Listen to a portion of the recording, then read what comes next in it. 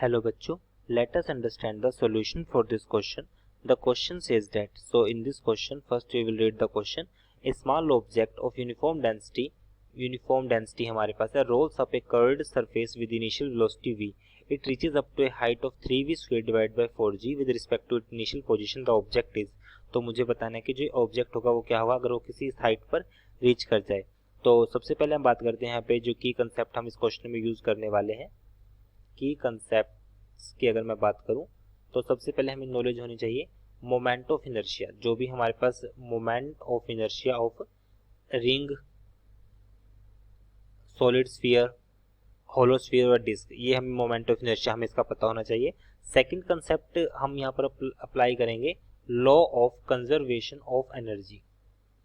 Second concept हम यहाँ पर अप्लाई करेंगे law of conservation of energy.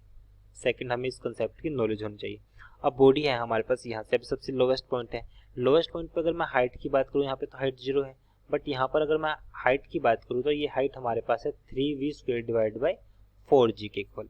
अब यहाँ पर हमारे पास जो एनर्जी होगी हमारे पास यहाँ पर होगी total kinetic energy plus potential energy, और इस पॉइंट पे भी हमारे पास टोटल एनर्जी होगी means kinetic energy plus potential energy. ये कंसेप्ट हम यहाँ पर अप्लाई करने वाले हैं. तो अब हम इसके सॉल्यूशन पर आते हैं क्वेश्चन के. अब total energy at point A, suppose ये पॉइंट हमारे पास ए है और ये पॉइंट हमारे पास बी है, इक्वल होगा टोटल एनर्जी बी. अब ए पे तो हमारे पास हाइट तो 0, तो मतलब पोटेंशियल एनर्जी तो यहाँ पे 0 हो गई.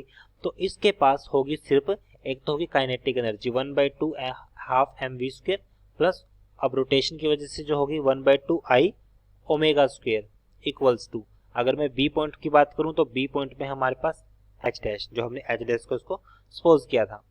तो अब यहाँ पर अब हम इसमें फॉर्मूला जो अप्लाई करेंगे, अब हम जानते हैं v हमारे पास इक्वल होता है ओमेगा आर, जहाँ पर ओमेगा हमारे पास एंगुलर वेलोसिटी है क्योंकि बॉडी रोटेशनल है. तो ये हमारे पास यहाँ पर जो कंसेप्ट होगा वो एंगुलर वेलोसिटी का कंसेप्ट होगा. आर हमारे पास रेडियस है, तो यहाँ से ओमेगा की वैल्यू आएगी हमारे पास वी आर. ओमेगा हमारे पास v बाई आर हो जाएगा.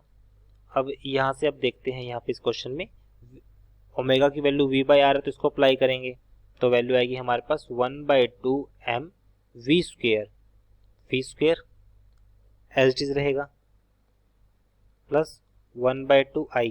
ओमेगा की वैल्यू v बाई आर लिख सकते हैं तो ये हो जाएगा हमारे पास v बाई आर का square equals to mg. Height क्या थी 3v square divide by 4g, ये हो जाएगा. अब यहाँ से देखा जाए तो 1/2 सब में इसमें कॉमन आया हुआ है, हमें अब इसको सिर्फ सोल्व करना है.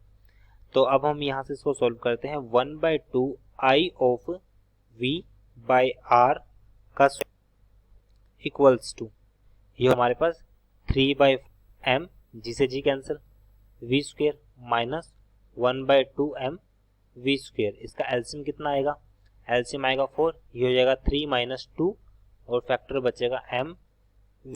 तो यहाँ से बचा 1/4 m v स्क्वायर और यहाँ पर आया 1/2 i v square divide by R square. v square से v स्क्वायर कैंसिल, 2 2 जा 4 और आर स्क्वायर वहाँ पर जाएगा.